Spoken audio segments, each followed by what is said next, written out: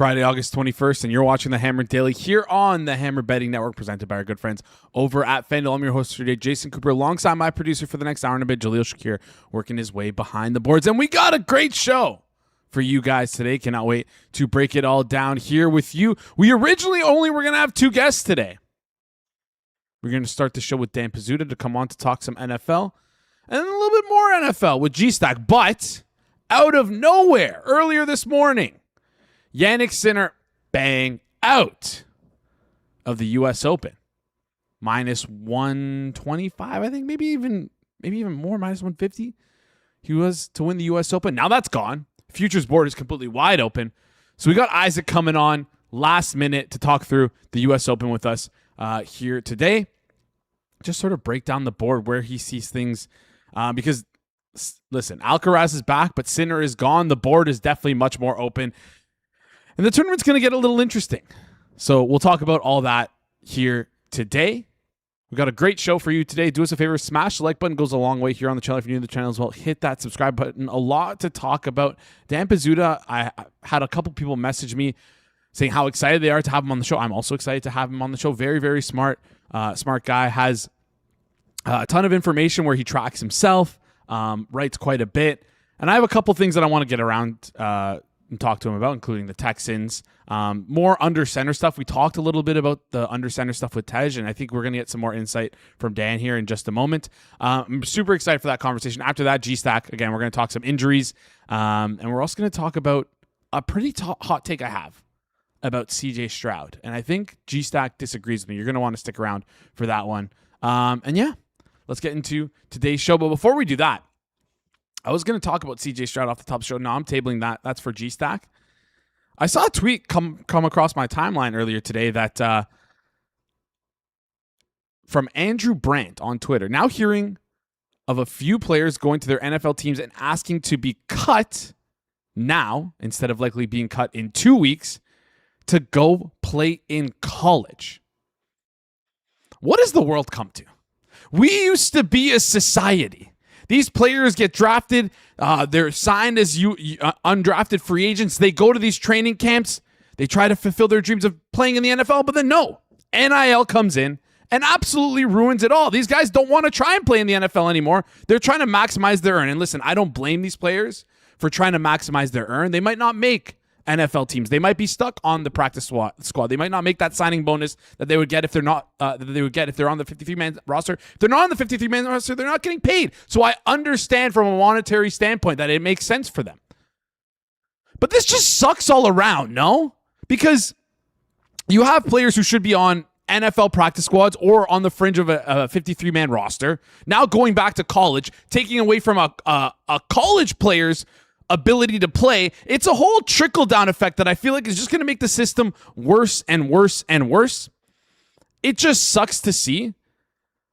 Listen, I was obviously for NIL, but it's just crazy to see the ripple effects things, and I think the NCAA needs to tweak the rules a little bit so this stuff doesn't happen. I'm for players getting paid. I'm for players getting money, but I think the process and what we're seeing right now is maybe a little bit wrong. Maybe it's a little bit wrong.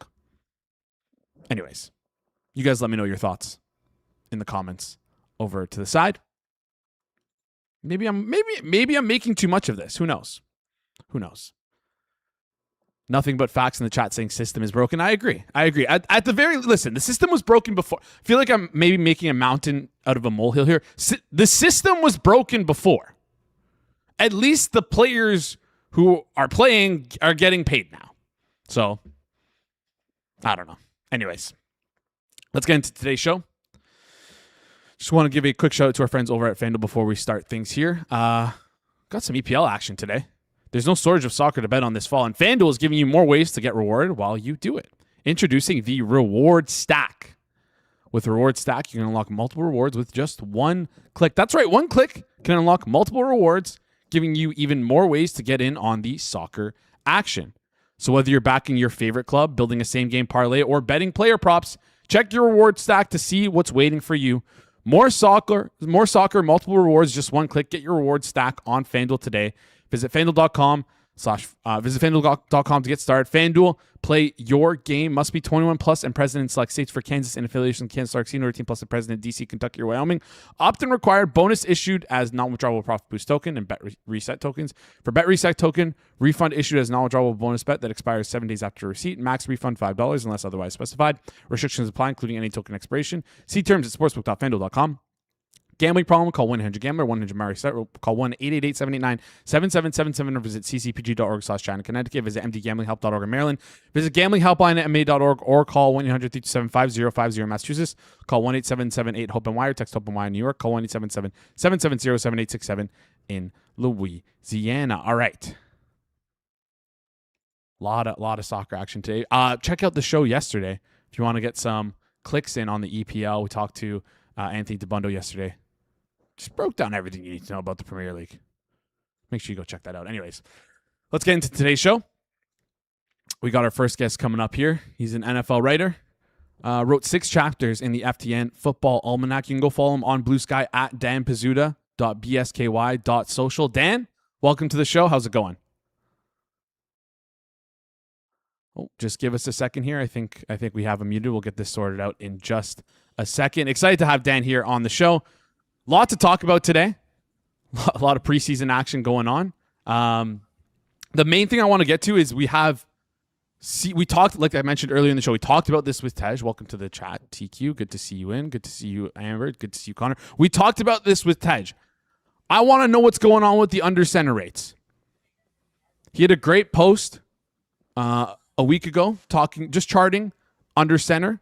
And I believe 44.3 of snaps so far in the preseason have been under center, whereas you look over the last 4 years, 34%, 36%, 37%, 38%. We've been seeing a trickling away from under center, then all of a sudden we snap back. So very interested to hear why that is the case, what that means for the rest of the NFL, the sort of ripple effect. Or hey, maybe this is just a preseason thing. We might not see the ripple effect. Anyways, sounds like he's ready to go. Apologies for that. Dan, welcome to the show. How's it going?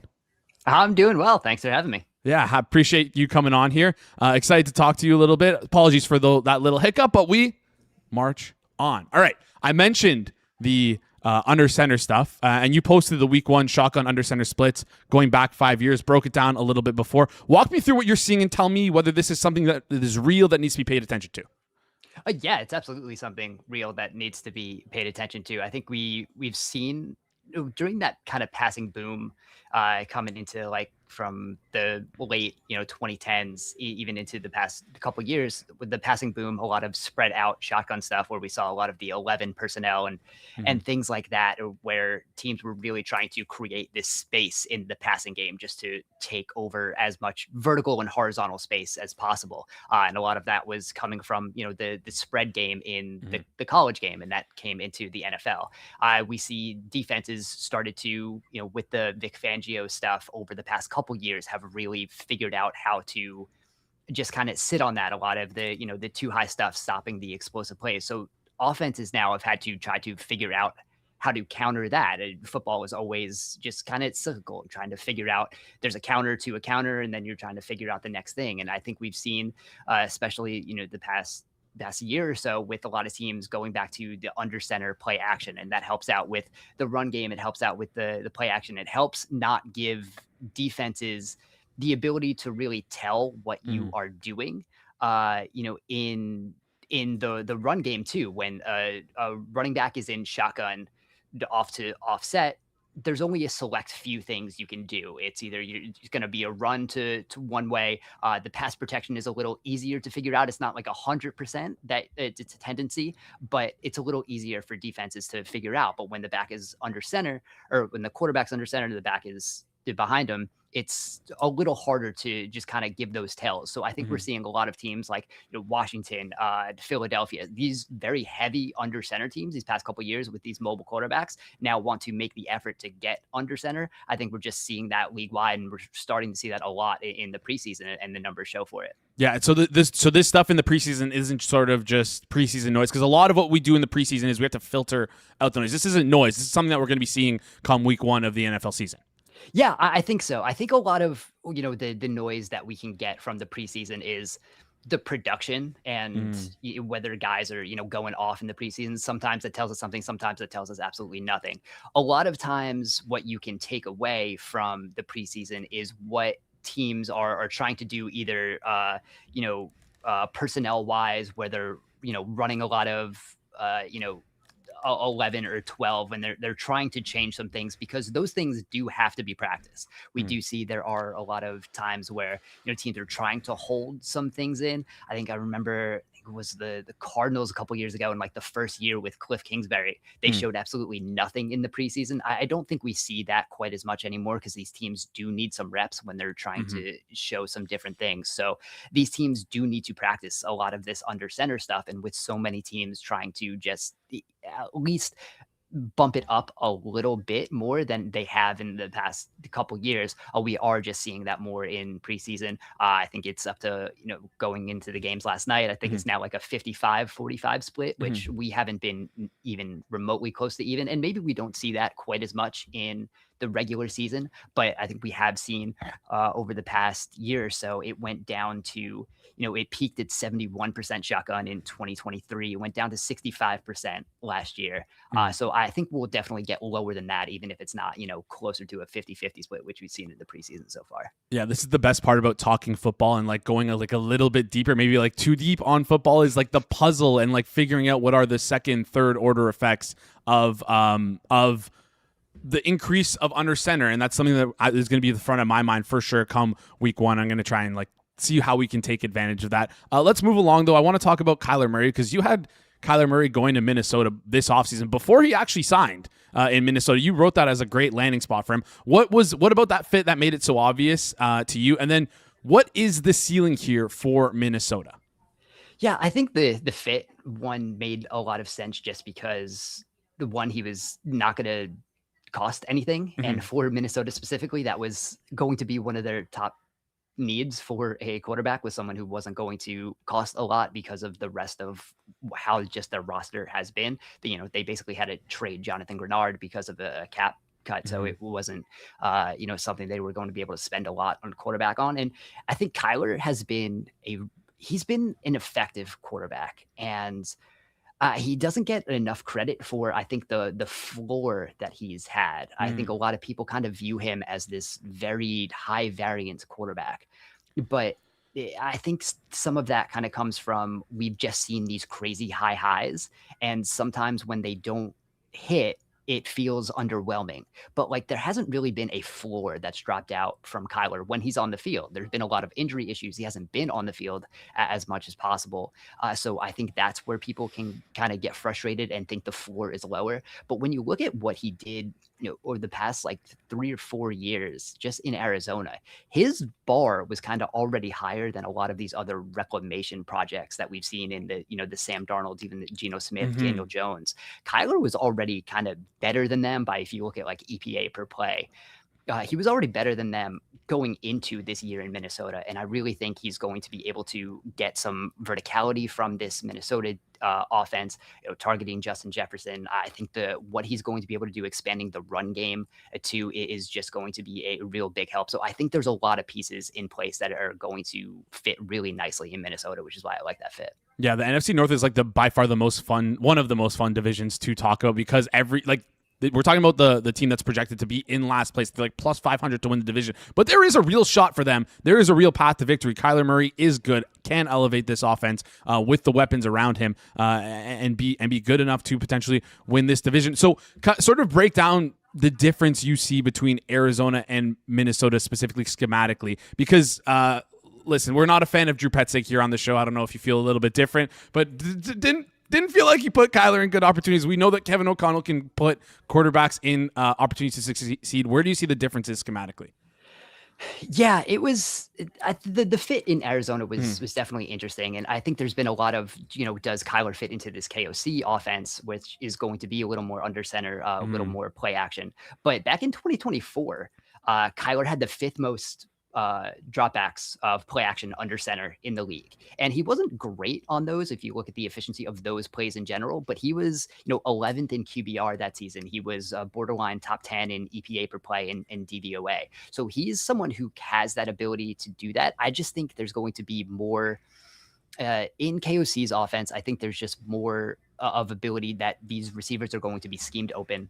I think he's thrown to DeAndre Hopkins before, but I think Justin Jefferson is a different type of number one receiver in the way I think he just kind of naturally gets open. I think there was a lot of kind of deep shots and these stop routes to DeAndre Hopkins in that like vertical when they did go vertical, because I think a lot of, everyone was frustrated with kind of the horizontalness of the Cliff Kingsbury offense. The horizontal raid was, I believe, what we called it when that was at its peak. So I think there's just going to be a lot more verticality in this offense that fits with what Kyler is going to do. I think there's going to be more openings over the middle of the field that are created in the scheme that'll help Kyler be more comfortable throwing to there, because I don't think he's a natural middle of the field thrower, which I think we kind of see with some of these shorter mobile quarterbacks. I just think there are going to be a lot of answers, and we've seen Kevin O'Connell lift the floor of some of these guys. And I think we've also seen him raise the ceiling. So like I said, with Kyler, where there's this floor here where I think it's already going to be better than what we've seen from some of these other quarterbacks who have landed in spots like this. And I just think there are going to be schematic things and the talent advantage too, with Justin Jefferson, Jordan Addison, and Juwan Jennings. That might be one of like the best 3 deep wide receiver pairings that we have in the league. And I think there's just going to be a lot of ways to take advantage of that. Yeah, and it's interesting that they signed Juwan Jennings, because it's like almost a perfect fit for what Kyler Murray's like maybe not good at. It's just he can get to the catch point and catch the ball. So it's like a perfect fit right there, along with 2 great wide receivers, obviously, in Justin Jefferson and Jordan Addison there. Let's move on. I want to talk about the Houston Texans here quickly, because in the FTN Almanacs, they had the Houston Texans as the AFC favorite. Now Jaden Higgins tears his ACL. We have some like offensive line questions floating around. What's your opinion on this Houston Texans team, and how much are these injuries sort of scaring you, or are they not scaring you at all?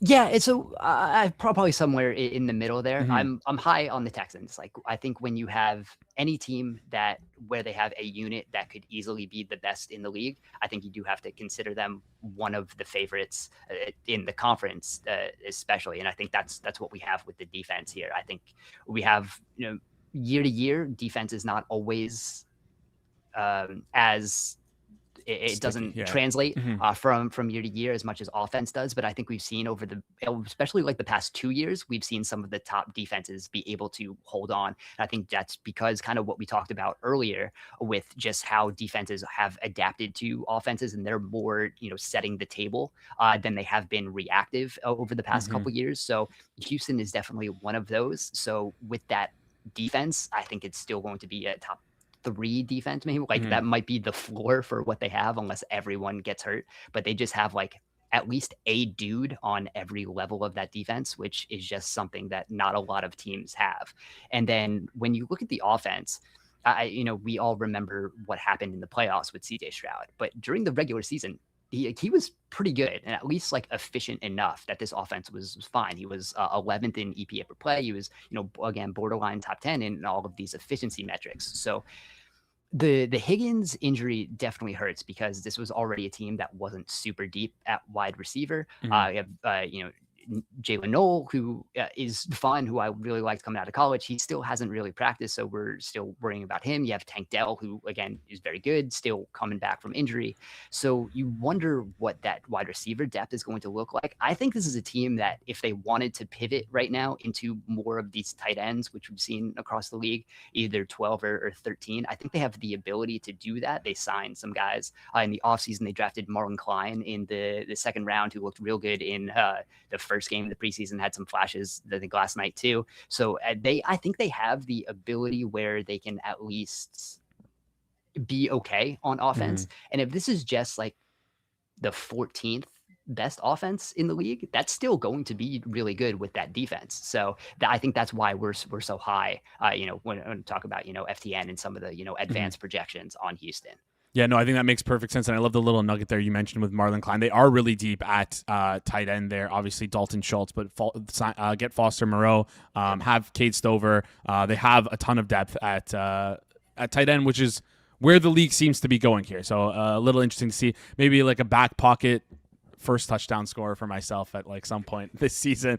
I want to let's move on and talk about the Patriots defense, because there's a little bit of a discrepancy here. There was a post, I forget who mentioned it. I think it was Sheil Kapadi, I believe is his name. Probably pronounced that wrong. Apologies for that. But he mentioned the Patriots defense was third in EPA per drive, but 23rd in DVOA, and the 7 of the 14 quarterbacks they played last year are actually not starting this year. So where is this Patriots defense? Are they more so the 3rd in EPA per drive, or are they the 23rd in DVOA? Or are they somewhere in the middle? Talk to me about this Patriots defense. Yeah, I'd probably say somewhere in the middle, but closer to, I think, the EPA, because I think if you look at weighted DVOA, they ended up, near the middle of 14th last season, which just weights later in the season more than the early in the season. And then if you look at what they did throughout the playoffs, like they were, almost a top 5 defense. And I think they are one of the most fascinating teams because of just kind of what happened on their coaching staff last year,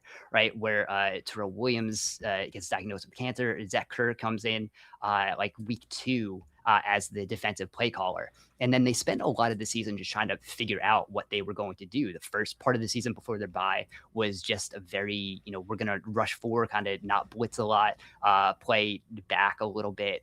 After the bye, they started blitzing a little more aggressive in man coverage. And then in the playoffs, they basically turned into like a Brian Flores Vikings team, just with a crazy blitz rate, a lot of man coverage, just trying to use that secondary and use all those pieces on the second level to create pressure. So we don't really know what this defense is going to look like after like a full off season now with Kerr as the full-time defensive coordinator. So I think they still have a lot of pieces in place. I don't expect them to have like that 50% blitz rate that they had in the playoffs last year. But when you just kind of look at what they kind of were able to do schematically, I do think they still have some advantages. They still have a really good secondary where you're allowed to kind of lean on Christian Gonzalez to be that number 1. That just gives you so many more avenues to have coverage behind some of these blitzes if you want to bring that. And I think I had this in the almanac too, when Christian Barmore and Milton Williams were on the field together, which they didn't have quite as often as they wanted to in the regular season. This team had a higher sack rate than Denver did, which Denver led the league in sack rate last year. So I think there are just a lot of avenues. If everything comes together, this has the potential to be a pretty good defense again. Yeah, and we're going to see it maybe unfold week 1 against the Seattle Seahawks here with a team that has sort of questions around their offense, losing Kubiak, how much that's going to affect things. Definitely going to be circling and watching that defense versus offense matchup in the first game. The preseason is like a different beast, right? There's so much noise. There's so much like, we're going to feature this guy a ton more in the offense, and then they don't end up playing for half of the entire season. So how do you filter through the noise of the preseason when there's like a month of practice reports, snap counts, box scores, all that sort of stuff that sort of means nothing? Like what is your process for like finding out what's signal and what's noise? Yeah, it's tough. Sometimes it can be like a case by case basis too, where I think when there is a heavy kind of drumbeat of things, like if Deshaun Stribling is not like a really big part of the San Francisco 49ers passing game, then we just have to ignore the preseason completely, because he's just been practice reports and everything he's done in the preseason so far. But it's tough. And kind of like I said earlier, a lot of the production, it can be hit or miss. And I don't really look into it that way if someone has a big preseason game, but it's how they're being used, how the offense views them, how coaches are talking about them. I think a lot of kind of the usage and deployment, and this could be something that translates in a way where if someone's, playing more outside, like if you're looking at a receiver, someone's playing more outside or playing more in the slot, and that's something that they're trying to figure out. Like those are the types of things I'm trying to look for more than, did this guy have a bunch of catches? But then sometimes you just have a guy like Stribling, who I think is just undeniable, and you just have to go with what that is right now, because I think he's especially with all the injuries to San Francisco, Yeah. it's he's got to play a big piece. Listen, I was literally about to go off script and just ask about my fantasy drafts. Like, so I should be clicking Deshaun Stribling way over his like 142 overall half PPR ADP right now. You should be clicking him way earlier than that. I would.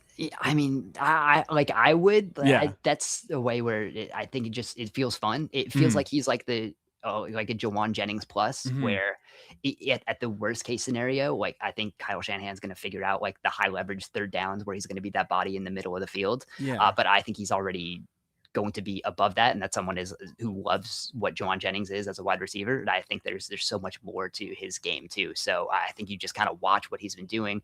Every practice report is Stribling has been great. So it's stuff like that where if it's the constant drumbeat, then that's something that is worthy of attention. Yeah, we've also seen him like shoot up the offensive rookie of the year odds boards as well over the past 2, 3, 4 weeks as well. A lot of people in the chat mentioning that they already have tickets for Deshaun Stribling, rookie of the year. Okay, it's kind of defeats the purpose of this, but like let's put Deshaun Stribling to the side. Give me one camp report from this month that you think is genuinely predictive outside of Deshaun Stribling, because I know we already kind of talked about that, but give me another one. Give me a guy who you think is going to be or a guy who's going to be real based on what we've been told from their coaching or their usage.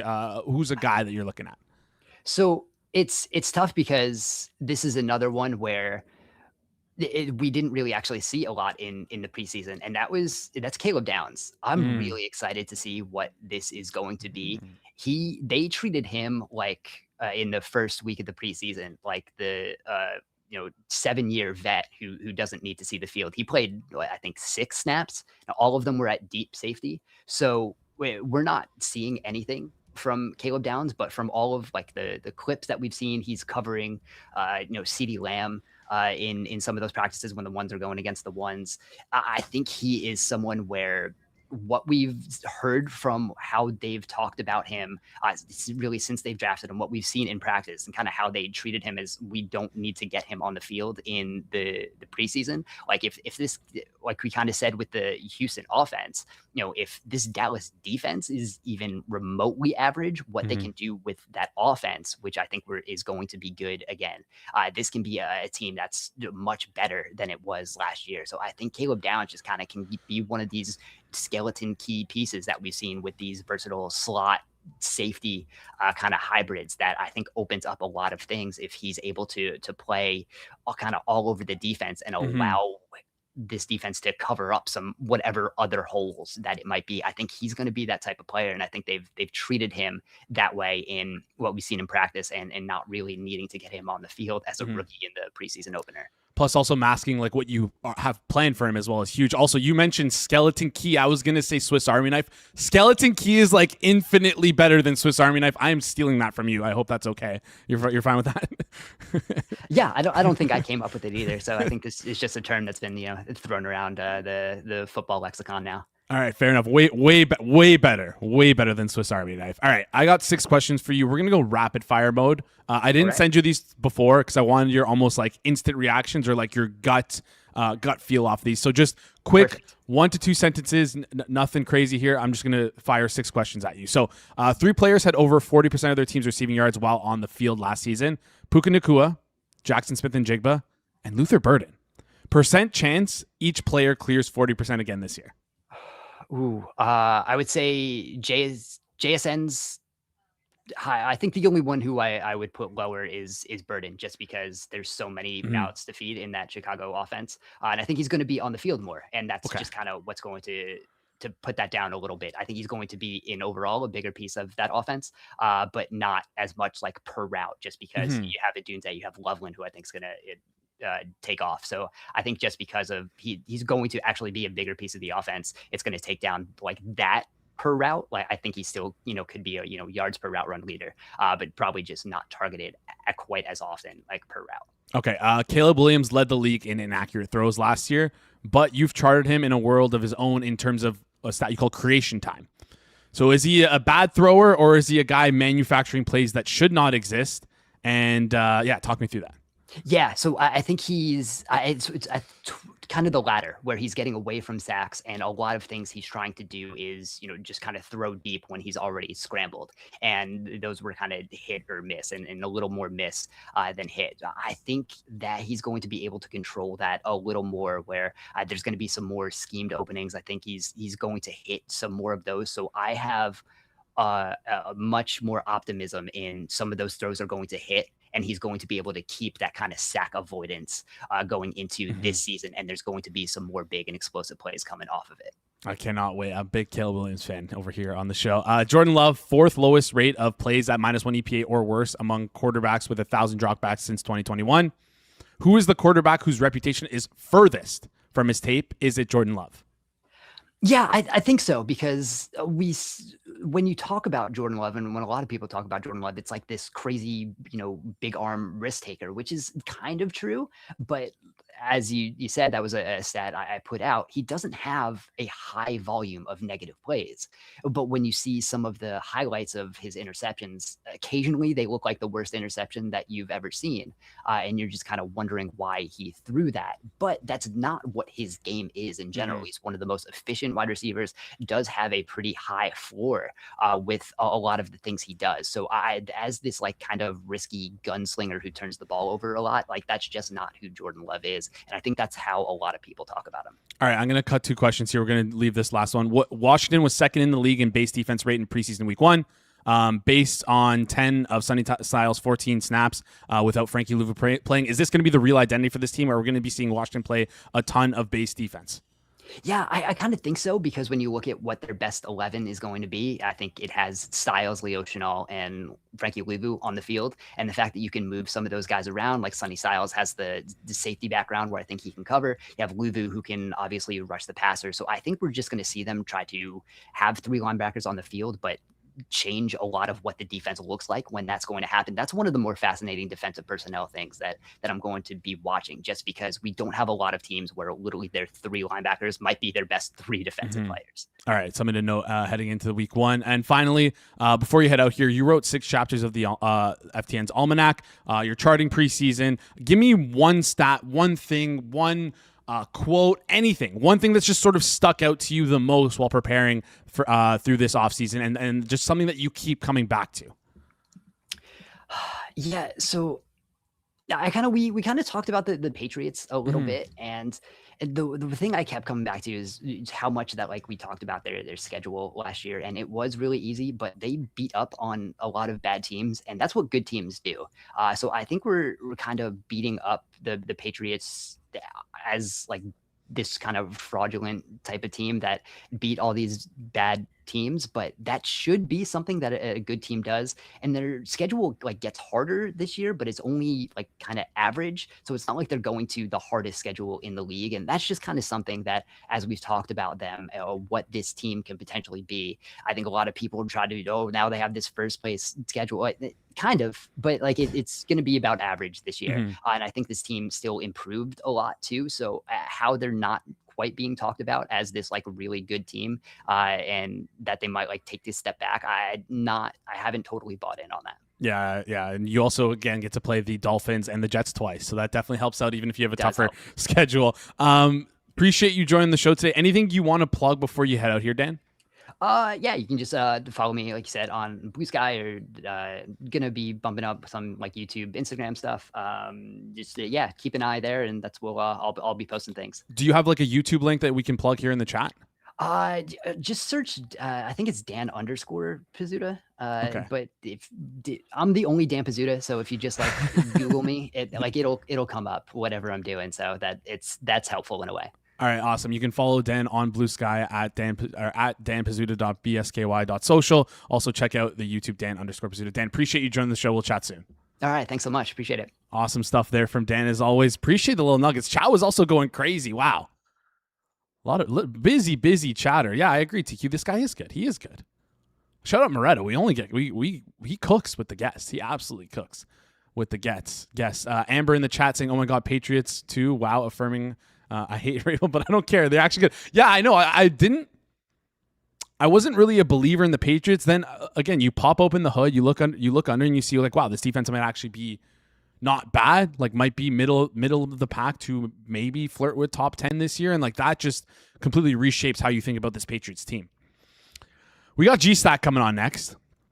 Also, if you enjoyed that segment, please do us a favor, smash the like button. It goes a long way. If you're new to the channel as well, hit that subscribe button. Got G-Stack coming on next. Before we do that, we got to plug our good friends over at Hit the Books, because if you can't get enough college football, Brad Powers, Kanish, you're in luck. They go live again today, 5 p.m. Eastern time on the Hit the Books YouTube channel. So get in there, fire off your questions, and check out the best college football show in the damn nation. Both Canada and the U.S. I say nation as if I'm like American. No, I'm Canadian. But I still think it's the best college football show out there. All right, let's bring on our second guest here. We got G-Stack George coming on in, the future two-time winner of the Hammer Fantasy Football League. G-Stack, what's cracking? I'm good, Jason. It was really good to hear Dan Pizzuta on with you. Mm-hmm. Although I got to say, with G-Stack's saying the Patriots are a good team, nobody wants to listen, but a guest comes on. It's like, oh, great point. I never heard that anyone say that anywhere. No, George, you can't listen to you. You got to listen to other people. You also told me, like, there's another instance of that. I think it was maybe Hitman came on, or maybe Tej came on talking about Ladd McConkey, and literally the morning of, I'm like, why would you draft Ladd McConkey in your Offensive Player of the Year draft? And then Tej's like, oh, Ladd McConkey, really good point. I'm like, maybe I like Ladd McConkey this year. All right, George, let's disagree on another thing here, because I have some takes about CJ Stroud. Well, I wake up this morning, I scroll through Twitter, and I see just how far apart CJ Stroud is with the Houston Texans on his next deal. I believe the Texans want him in at the $50 to $55 million range. Stroud wants $70 million, George. They can't do anything about it this year. But at the end of this season, regardless of what happens, short of a Super Bowl, you got to have a serious conversation with yourself in the mirror if you're the Houston Texans. You're staring down the barrel of potentially a sinking ship if you do sign CJ Stroud. Heck, to even $55 million. Is he really the guy, George? Like, I went back, I looked through some of his numbers over the last 3 years. I adjusted it. I adjusted it for win probability. And I think CJ Stroud at 70 mil is like, I don't know if that's it. He is 20th in EPA per play, 26th in success rate, and 23rd in completion percentage over expected. I brought this up with someone else, and they said, well, hold on. Nico Collins was often hurt, and when Nico Collins is on the field and playing, CJ Stroud is a much better quarterback. But that makes me want to get away from CJ Stroud even more. If you're relying on your receivers to be good, then why are you paying him $70 million or $55 million? There is a real reason. There's a real case where they pass on CJ Stroud. They move off of CJ Stroud once his contract's done, and you look towards Baker Mayfield at like 35. You do what the Seahawks did, because the Seahawks mold is there for you. Paying CJ Stroud $70 million just ain't it, Chief. Yes, but there's problems with the numbers you threw out there. Okay. There is no more $35 million. Even Baker's talking a $50 million extension. Like 50 used to be the franchise quarterback money, and now 50 is going to become the new. We're not sure if he's the franchise quarterback money, i.e., the Darnold deals, the middling quarterbacks. That unfortunately the cap's going up, and everyone's going to want to reset the market. Centers are getting paid like 50% more. Guards are making $25 million a year. Defensive ends are in the 40 million territory. Receivers have blown up. Corners. It's only natural that when Drake May, Caleb Williams, when this next run of quarterbacks get their extensions, someone's going to be a $70 million man. Now, should Stroud be that? I don't think so, but I'm holding out hope. I'm going to give him this year to identify. Remember when we did quarterback tier video? It's still kind of like wait and see. I think he's had a poor O-line around him. I think the play caller has never been great for him. And I don't think the pass catchers have been great. But you quoted his like 3-year numbers. He actually had a good season last year. I know we all remember the bad finish to the Patriots with all the interceptions. But in the regular season, 9th in EPA per play last year, 15th in success rate, middle of the pack. All while having like no O-line, the lack of weapons. I don't know what to make of Stroud yet. I don't think he's a talent elevator in the way that you want your franchise guy to be, but I'm willing to see this year with a little bit of a better O-line, if he takes a step forward, I'm kind of in the same boat with Trevor Lawrence, and both of them need to get paid soon. So it's kind of a terrible place to be in when you don't know for sure if you got a top 5 guy. And I don't know if Stroud's the 10th best quarterback, unlikely, or like the 16th best quarterback. That being said, unfortunately, he's probably closer in that 70 million range than he is 50.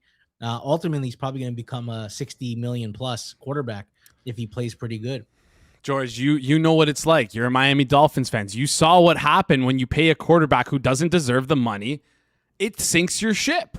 And I know that I'm just throwing numbers out here, but I was looking at the projected salary cap for next year is $323 million. And listen, I come from a hockey world. My brain works in percentage of the salary cap.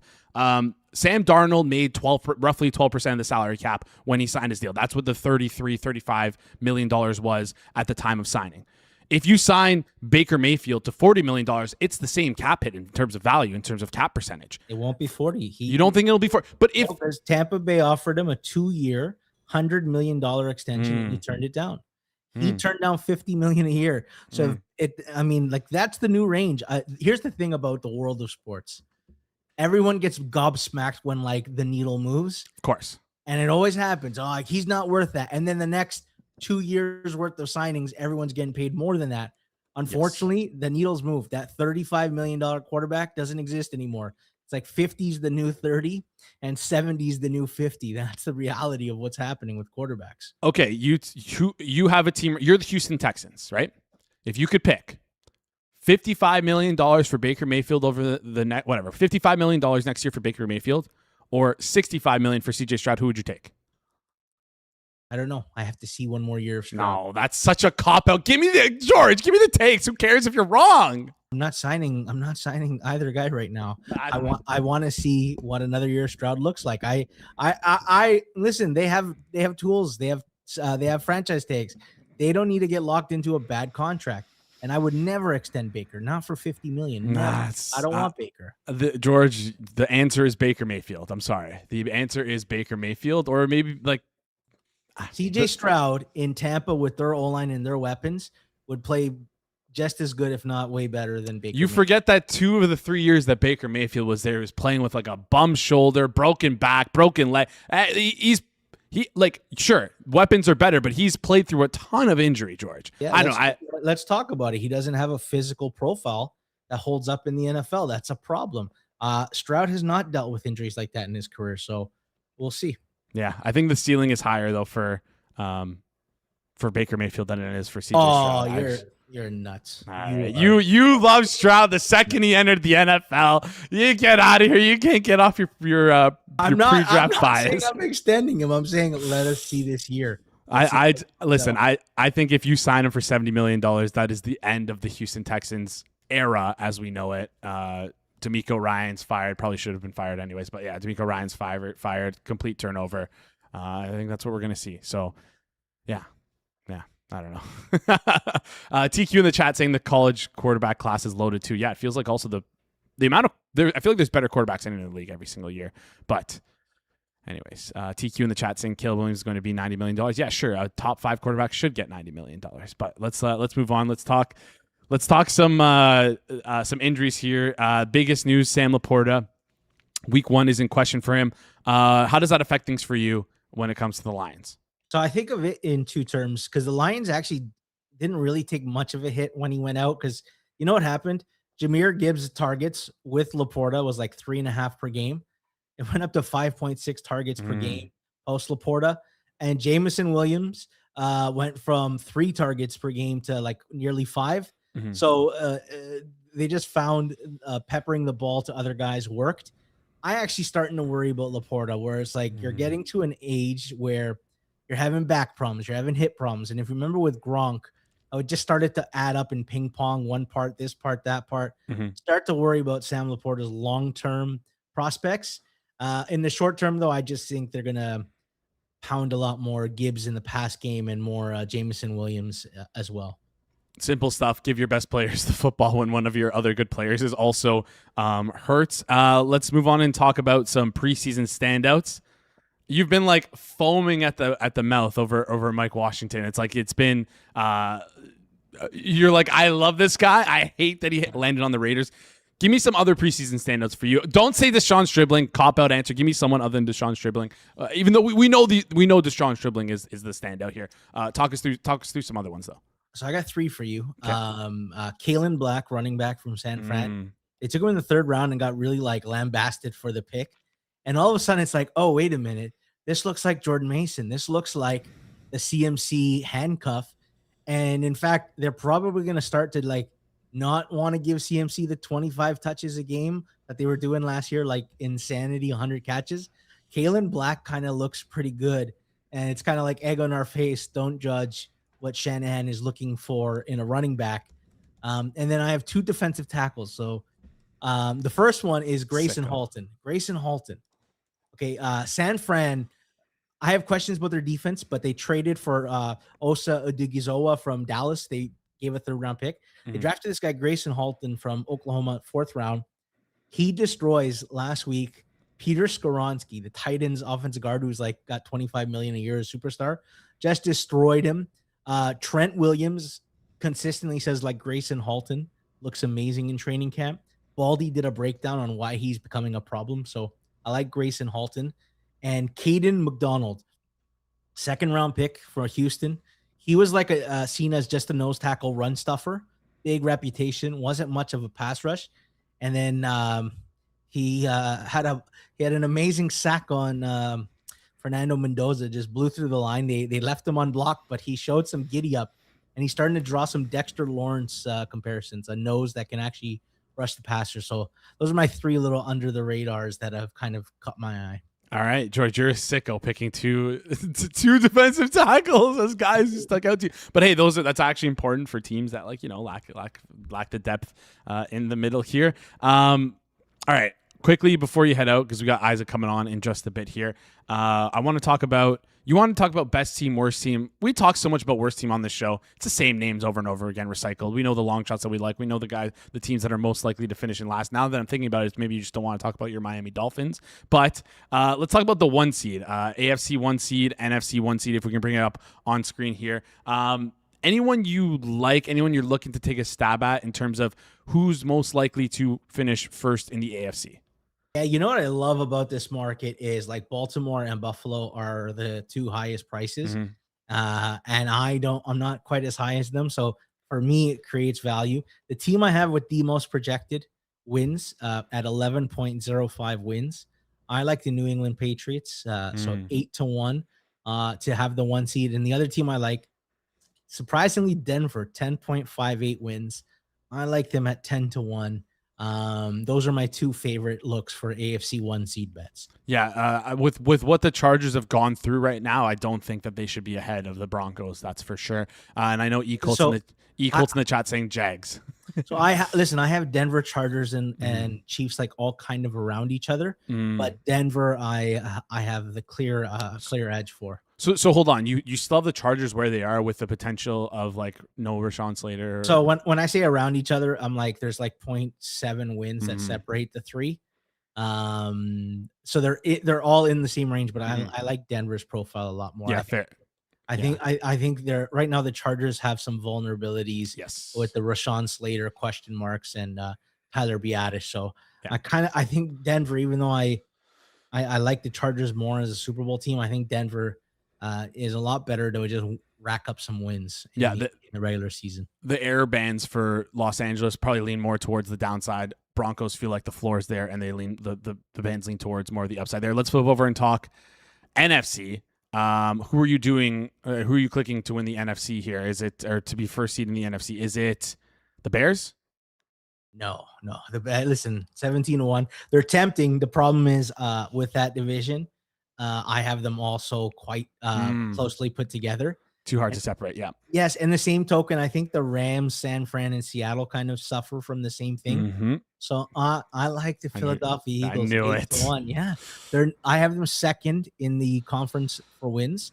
I do still have the Rams at the highest win number, but 8-1, Philadelphia is quite tempting. Yep, and this is again like I listen. I did a fantasy draft last night, first one of the year, so it's like I'm getting myself accustomed to ADPs. Why is Saquon Barkley going in this cluster of running backs with like, why is he behind James Cook? Why is he behind Ashton Genty? Why is he with Omarion Hampton? Like, what is going on here? I feel like we're feels like as a collective we might be sleeping on the Eagles. Yeah, and listen, all the reports that I'm reading about Sean Mannion are like, he's a guy who spent some time with, obviously comes from the Shanahan type of tree, and every report is like, this guy is very forward thinking, and he might be the next one. You know how we talk about like these young guys who are great play callers? Yeah, Mannion, many smart people in the league think he's the next one. Yep, he spent some time with AOC. He spent some time with LaFleur. Like, he's been all over the map here. Very interesting to see. All right. Any final thoughts before you head out here, George? Have to let you out quickly. Anything you want to plug from Forward Progress? Yeah, we did a video that dropped yesterday, division winners draft. Very fun, high strategy, me, Rob, and Austin. And we roasted each other for the whole video. Like, I think half of the video is making picks, the other half's just roasting each other. I love it. You're going to want to check out Forward Progress YouTube channel. I will say you guys also did Offensive Player of the Year, correct? And is it true that you also, am I misremembering this? You left Malik Neighbors off the board? Yes. I blame Cleve. Cleve took like Zay Flowers over him. It's like, what are you doing? And, like, I took guys like Lad McConkey and Drake London. Those were my last two picks. I like those guys. I don't know how Zay Flowers gets picked over Malik Neighbors, though. I think Malik Neighbors should have gone before all those guys. Hey, maybe I get Malik Neighbors, and when he wins Offensive Player of the Year, I'll come knocking on the door. But anyways, George, appreciate you joining the show. But make sure you check out the Forward Progress YouTube channel, and also check out George on Twitter at George Silfides. George, appreciate you joining the show. We'll chat soon. All right, my friend. Thank you so much for having me. Awesome stuff there from George, as always. If you want some more football insight from George, apologies for cutting it short. You can go eat that up on the Forward Progress YouTube channel. Also, DM him on Twitter if you have any fantasy questions, because he knows his stuff about fantasy. Listen, if any of you chatters lose your damn fantasy league because you're not clicking Deshaun Stribling, you're not clicking Parker Washington, it's your fault. We're talking about these guys all offseason. These are clicks in your fantasy league. Isaac in the background, not even a ball knower, nodding his head along. Anyways, let's bring him on up here. Looks as sharp as he has ever been on the show. I know he takes the show super seriously. Didn't realize he takes it this seriously, though. The resident tennis sharp here on the Hammer Daily. Isaac suited up, ready to go. Isaac, how's it going? It's lovely to be here. You know, Yannick Sinner's out. We're ripping the suit. Life is good. Are you celebrating? I don't want to say like the death of Yannick Sinner on the odds boards. We'll call it that. Yeah, I'm a big Yannick fan in general. I don't want to be like, you know, the meme with the guy in the casket and everybody's cheering. But yeah, I'm on some futures of people whose names are not Yannick Sinner. So when a guy who has, you know, anywhere from 35 to 50% equity in the tournament drops out, then that equity trickles down to everybody else. Mm-hmm. So you know, hopefully, you know, I texted you last week. Didn't do Get it. in those bets now. I didn't send it to the chat. That's my bad. Devastating. That's devastating. I texted Jason, I was like, basically every long shot on the board, you know, Sinner's 50-50. If he's in, they're not moving. If he's out, they're popping off, and he didn't send it. So everybody can blame him. Yeah, I mean, look, total shakeup in the market. FanDuel still hasn't reopened the futures market, so can't give out anything from there, but it's absolute madness. Yeah, we did have money on the show yesterday. He did say Alcaraz 350 is a go regardless of Sinner. Alcaraz was 3. Oh my God, I missed the show yesterday. Alcaraz 350. Now he's what? Now he's like plus 180. That immediate CLV. Look, the guys I was given Jason were like 75-1, now 40-1. So can't even cash out for the profit, but it is what it is. I will say you did also give me Alcaraz, so don't sell yourself short here. Who did I give you? Okay, let me pull up the text right now. I got you. Fritz 25-1, Zverev 6-1. I didn't bet that one. Novak 13-1. Carlos 3.3-1. Plus 330. Yeah. I think and one and more. I said and more. And more, but like you didn't follow up with it. It's just and more. It's like I don't know. Yeah. The funny thing also is like with you know, a lot of times with the limits on these, it's like a flat. There's like you know, if it's a normal market, you can bet to win a certain amount. But if it's like a really big long shot, they just give you like a flat limit of whatever it is, maybe like $100. But then, $100 on a guy 200 to 1, like you still got a nice little sweat. I will say there's nothing more annoying. I sent some long shot bets to some friends. Then one texted me back this morning. Guy, I sent him at 75 to 1 is now 40 to 1. He's like, I can cash out my $50 bet for $57. Should I do it? I'm like, no. What are you talking about, man? Come on. We're holding it. And if the guy gets to the final, we're buying tickets to the final with the profits. There we go. I love it. And I will say, listen, if you need that $7, you shouldn't have been betting the $50 anyways. We always preach responsible gambling here on the show. All right. Talk me through the board then. I know FanDuel doesn't have odds posted. We can sort of use like rough points for it. You said Alcaraz around plus 180. If that reopens, Alcaraz fresh off injury. I know that's a click if he wasn't fresh off injury, but we don't know what he's going to be like. Are you willing to click that plus 180? Do you think that Alcaraz should be like flirting towards a minus money favorite on the futures board? Definitely not a minus money favorite. I'm holding off on Carlos. I have a little bit at, when it was unclear, got a juicy price there, but I would say Alcaraz, unless you're getting like plus 200 or above now, I'd say hit that. Otherwise, it's just very iffy. I think what's going to be really interesting to see is, like, obviously no one really knows his level. He hasn't played in a while. So first match he comes back, practice sessions are one thing, but you don't really see it. First match he comes back, like the first game, he hits an ace or he hits like a sick drop shot winner or something. Like those future markets are presumably going to be popping off. Yeah. It's like the meme of like waiting to just smash right when you see Alcaraz hit one good shot. But I think the fitness is a bit up for debate. Look, I think Zverev. Look, listeners will know I'm a big Zverev hater, but I thought Zverev, plus 500, plus 600 was great. Now, he's much lower. He's in like at a lot of places like the plus 300, plus 400 range. Not great. If you can get him at like plus 450 or above, I think that's going to be a big bomb banger. Especially, obviously, a lot of this depends on the draw coming out, but Alcaraz and Zverev going to be the top two seeds. So they'll be on opposite sides of the draw. And then, you got Shelton right now. I think Shelton is quite inflated. FanDuel and other places were hanging him at like plus 800, plus 900, 10%, 11% ish on prediction markets. That's a bit too high for me. He's been playing great, but I'm looking at a lot of the other Americans. So Fritz obviously jumped up a lot. So Shelton and Fritz are the top two. And once again, we'll see what happens with the reopening, but Tiafoe, Tommy Paul, Lerner Tien, these guys who before Sinner was out, you could often get them at like 100 to 1 now. I think a lot of places are going to reopen.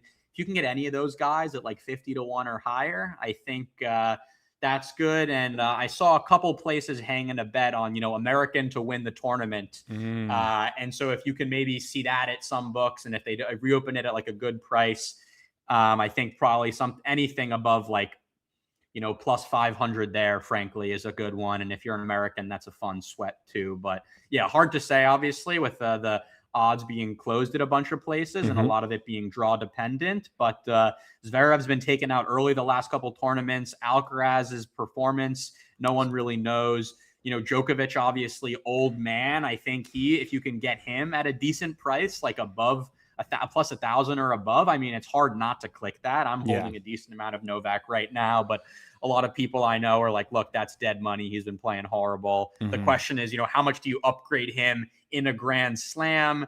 Obviously, he wants to win his 25th. Does he elevate his play a lot? Does the fact that he's really old and fitness is going to be an issue come into play? How much can he click that boost to juice himself up in the end? No one really knows. All right. You mentioned a couple names there, like you said, Tiafoe, Tien. Questions at the top of the board: Alcaraz, Zverev, Shelton, Djokovic. You can make like the bear case for all of them, which is going to be an interesting board to lead to. I guess you're probably going to come back on the show here when these odds open up next week. So make sure you subscribe. I'll give one more for a match that this afternoon. I was going to ask. We got so Tiafoe, Musetti. FanDuel minus 104 on Tiafoe. It's a pretty good price. You look around, you can find, you can get roughly like maybe plus 100. I think I'm on that at anything minus 105 or better there on Tiafoe. And then let's look.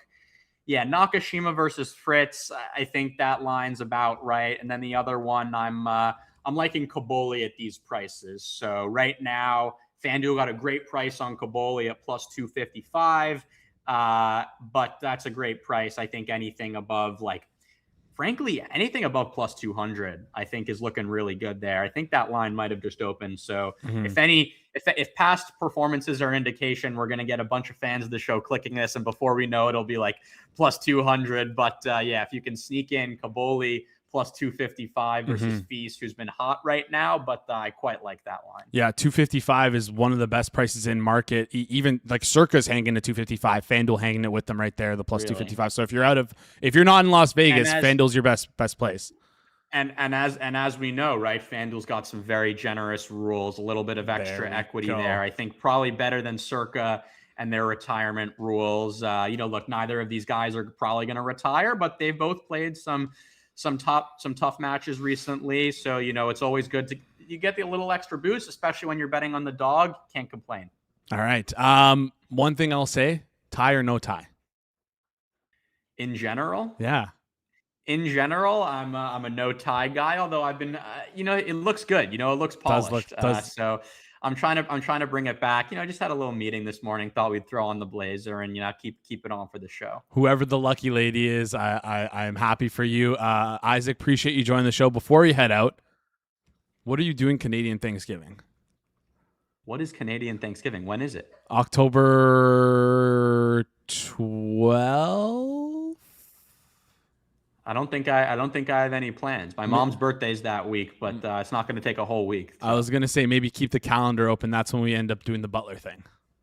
Fly to New York. Very nice. Yeah, I was looking at maybe coming up to Toronto in a month or so for TIFF. Okay. Toronto International Film Festival. I gotta send out the text, see if I can get some invites to any exclusives. Maybe because you gotta go and you gotta know somebody there. But I've heard great things. It's a good time. I definitely would recommend. We'll catch a movie together. Oh my God, you guys are psychos. The line's already down to plus 215 on Kaboli. Absolute madmen. Hopefully a few of you got those clicks in. I'll put up a check. Look, if that line closes above plus 250, you have the right to send me an angry DM because that price seems ridiculous to me. Yeah, it's 280 now. We always see the rubber band. Oh my God, plus 280. All right, everybody smash it. Yeah, go. Plus 280 is insane. There's no way it should be plus 280. Yeah, I think all it is that people see like the... Yeah, people are max clicking it. It's crazy. Flavio Kaboli plus 280 is a banger. 3 units documented for the documented record. Now it's down to plus 210. Oh my God, you sickos. It's crazy. Sickos in the chat. But anything. Look, now the plus 210 is not a great price. Yeah, there's still some better prices out there. Anything plus 225 or better, slam. In my mind, the fair is like plus 200 here. So. All right, awesome, Isaac. Appreciate you joining the show. Hope you enjoy the rest of your day. And yeah, we'll chat soon. Let Winston know we said hello. Will do. Everybody, hope you have an enjoyable U.S. Open. Watch some tennis and hit some bangers. Appreciate you joining the show. We'll chat soon. Great stuff there from Isaac as always. Go follow him on Twitter at Isaac Rose or Round Robin 42. I was just gonna say his name. So many people's Twitters are just their name, and then you got Isaac, just a Round Robin 42. Yeah, there we go. Kaboli though, I hope you got that plus 280 paired with the Jacksonville Jaguars to win the Super Bowl. TQ. Oh my goodness. Jordan Sharp used the boost and got the plus 420 there. Look at us. It's always crazy when Isaac gives this stuff out, but yeah. Yeah, appreciate you guys tuning in. Do us a favor, smash the like button. Make sure you're subscribed as well to get some more U.S. Open bets. We're going to get Isaac coming on next week to talk some more U.S. Open as well. Maybe we'll hit some round robins with that. Smash the like button, comment down below. Let's spin the wheel quickly because we've been doing this every show. And while we spin the wheel here and while we wait, I'm curious, you guys want to step outside the NFL? Do we want some NHL and MLB and NBA on the wheel? I'm not that great at NBA and MLB naming dudes from guys from teams. I'm not that good at it. Colts 0509. We had the Colts 2010 to 2014 last year. I got to think about this.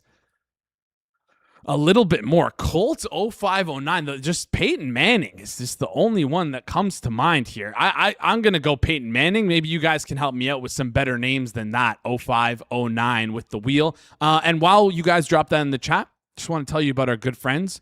Reggie Wayne. That's a good one as well. Want to tell you about our good friends over at BetStamp, because if you're serious about props, the hardest part isn't finding an edge, it's scaling it. BetStamp Pro was built to grow your volume and your ROI. Every player prop and alternate line across 200 plus books on one screen in real time, priced against BetStamp's true line, a proprietary model weighted per market and prop type, bias corrected, producing the most efficient, sharpest props pricing reference in the industry. Catch off-market props the second they appear across more markets and more alt lines than anywhere else, so you can get more money down at a bigger edge more often. Scan the QR code on screen or use the link in the description to apply. That's betstamp.com/hammer, or scan the QR code on screen or click the link in the description down below. Look at the names we're getting in the chat already. Joseph Adai, Dominic Rhodes. Dominic Rhodes is a crazy throwback. Marvin Harrison, Dallas Clark, Robert Mathis, Bob. Who's Bob? Sanders. Oh, okay, Bob Sanders. All right, sorry. Jeff Saturday. There we go. Listen, I'm getting told in the background to remove the era. No, screw that. I love having such a narrow window, because you got to go deep in your bag for this stuff. And I know you guys are football freaks. I know that for a fact. And you guys can go deep in the bag if you have to. Anyways, appreciate you guys tuning in. Keep those players coming. Smash the like button. Shout out to all the guests who came on today. Shout out to Isaac. Shout out to George. Shout out to Dan. Make sure you go follow them on all their social medias. Shout out to Jaleel, keeping everything nice and smooth behind the board. Shout out to you guys in the chat. Alex, Chosen, Jordan, Connor, Amber, TQ, Mike, everyone in the chat. Appreciate you guys tuning in. That's it. That wraps up today's show. This has been the Friday, August 21st edition of the Hammer Daily here on the Hammer Betting Network, presented by our good friends over at FanDuel. We'll see you guys right here next week.